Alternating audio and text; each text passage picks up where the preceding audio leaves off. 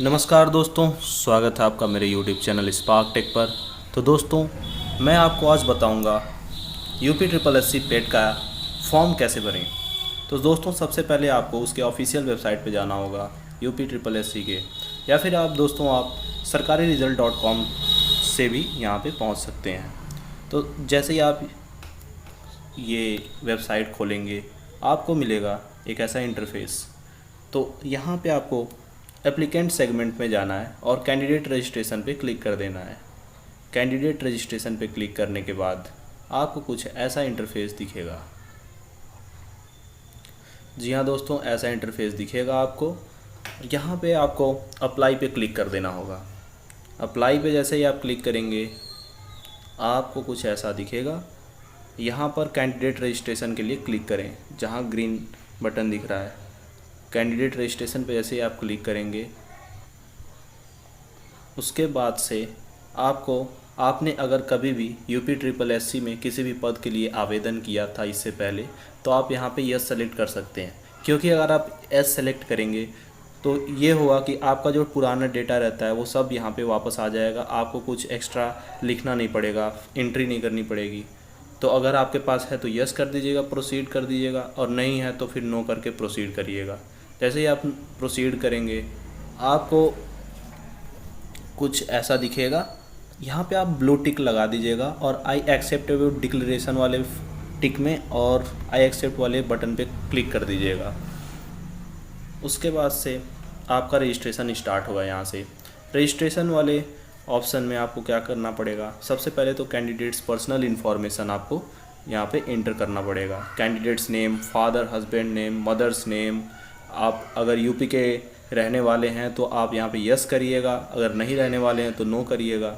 उसके बाद से कुछ एक्स्ट्रा ऑप्शंस दिए गए हैं, जैसे कि आप अगर फ्रीडम फाइटर हैं तो सेलेक्ट करना है, एक्स आर्मी ऑफिसर हैं तो सेलेक्ट करना है, हैंडीकैप है तो सेलेक्ट कर दीजिए, स्किल्ड प्लेयर यूपी के हैं तो सेलेक्ट करिए। अगर स्किल्ड प्लेयर हैं तो आप अपना लेवल यहाँ बताइए।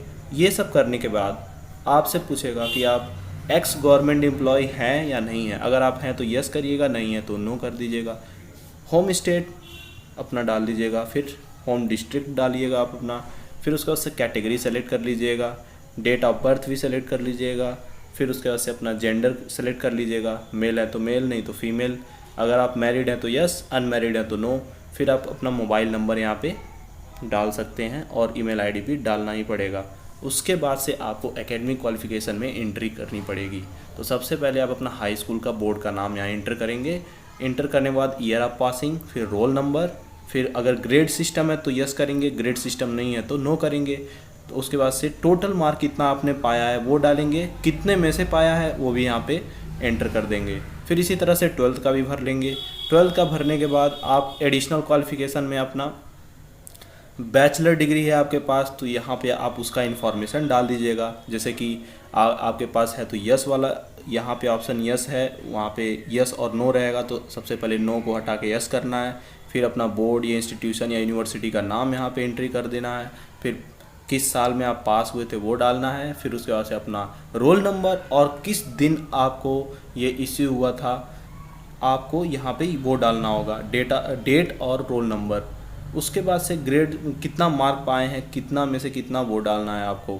फिर उसके बाद से पोस्ट ग्रेजुएशन डिग्री है तो वो भी आप डाल सकते हैं, लेकिन मिनिमम आप 10 तक जा सकते हैं। उसके बाद से आपको यहाँ पे वेरिफिकेशन कोड डाल के सबमिट पे क्लिक कर देना होगा। सबमिट पे जैसे ही आप क्लिक करेंगे, आपका रजिस्ट्रेशन सक्सेसफुल हो जाएगा। रजिस्ट्रेशन सक्सेसफुल होने के बाद से आप यहाँ पे अपना फ़ोटो और सिग्नेचर अपलोड करेंगे। उसके बाद से फ़ोटो सेलेक्ट करने के बाद आपको, और फ़ोटो भी सेलेक्ट करना है तो आपको 50 KB से कम फ़ोटो सेलेक्ट करना है।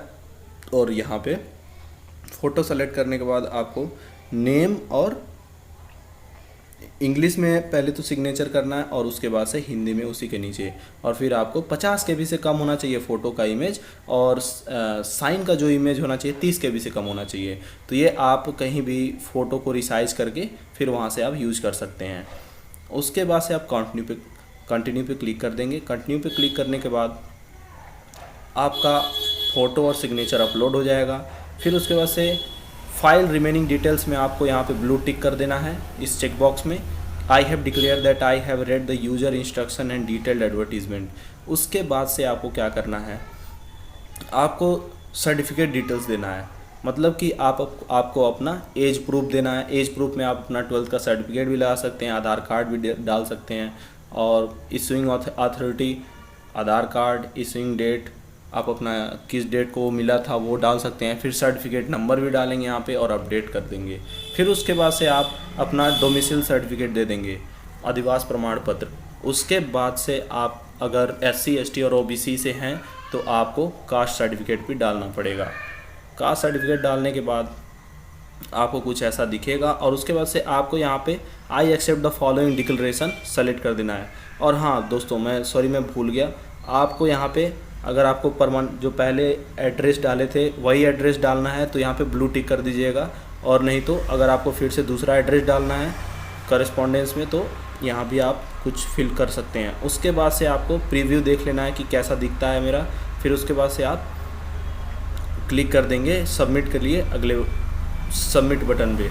उसके बाद से आपको क्या करना है दोस्तों, आपको करना है फीस डिपोजिशन। फीस डिपोजिशन में अगर आप SC ST हैं तो 95 लगेगा, और नहीं तो आप जनरल में आते हैं तो 185 रुपीज़ लगेंगे। उसके बाद से दोस्तों 185 रुपीज़ लगेंगे। उसके बाद से यहाँ पूछेगा, एक वार्निंग बॉक्स देगा कि आप अपना पर्सनल डिटेल एक बार फिर से देख लीजिए, कहीं गलती तो नहीं हुआ है, और अगर हुआ है तो मॉडिफाई कर लीजिए। उसके बाद से और ये भी पूछेगा कि कास्ट कैटेगरी और डोमिसाइल अपने स्टेट का चेंज करना चाहते हैं तो आप चेंज कर सकते हैं। तो आपने सब अच्छे से भरा है तो आप नो पे क्लिक कर दीजिएगा। नो पे क्लिक करने के बाद आपको यहाँ पे कुछ ऐसा दिखेगा।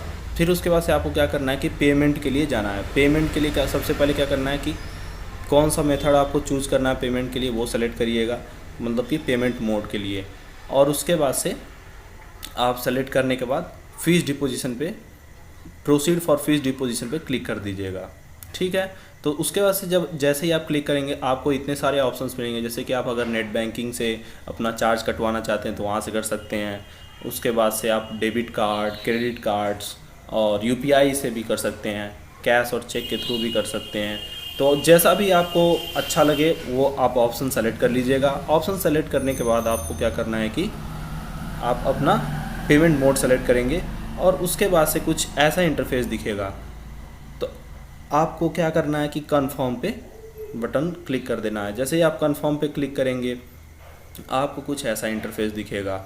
अगर आप क्रेडिट कार्ड या डेबिट कार्ड से पे करना चाहते हैं तो आपका पूरा कार्ड का एंट्री डालना पड़ेगा। कार्ड का एंट्री डालने के बाद से आप पे क्लिक कर देंगे। यहाँ पे जैसे ही आप पे क्लिक करेंगे आपको OTP आएगा, जो कि OTP 1 टाइम पासवर्ड डालना पड़ता है पेमेंट करने के लिए। आप जैसे ही क्लिक करेंगे यहाँ पे 1 टाइम पेमेंट के लिए तो पेमेंट स्टेटस दिखाया कि अगर सक्सेसफुल रहेगा तो कंप्लीटेड सक्सेसफुली दिखा देगा यहाँ पे। उसके बाद से दोस्तों आपको कुछ ऐसा इंटरफेस दिखेगा, और इस पेज में आपको पेमेंट एक्नॉलेजमेंट रिसिप्ट मिल जाएगा। उसके बाद से आपको क्या करना है कि प्रोसीड फॉर फाइनल सबमिशन। अगर आपको प्रिंट करना है तो आप यहाँ से प्रिंट भी कर सकते हैं, लेकिन कोई ज़रूरत नहीं है उसके लिए। आप सीधे यहाँ पे ग्रीन बटन पे क्लिक करेंगे जहाँ पे लिखा है proceed for final submission. Proceed for final submission के बाद से आपको पेमेंट कन्फर्मेशन एक बार फिर से करना पड़ेगा, क्योंकि proceed to download and print the application form के लिए, एप्लीकेशन को प्रिंट करने के लिए। ठीक है, और उसके आप डाउनलोड भी कर सकते हैं। आप यहाँ पे ऐसा दिखेगा आपका फॉर्म जो रहेगा, यहाँ दोस्तों ये देख लीजिए, ऐसा दिखेगा आपका फॉर्म। एक बार अच्छे से चेक कर लीजिएगा, और उसके बाद से आप यहाँ से इसको प्रिंट कर सकते हैं। तो दोस्तों ऐसे ही भरना है इस फॉर्म को। तो दोस्तों अगर आपको ये वीडियो पसंद आई हो तो मेरे चैनल को सब्सक्राइब करें और लाइक करें और शेयर करें। Thank you very much.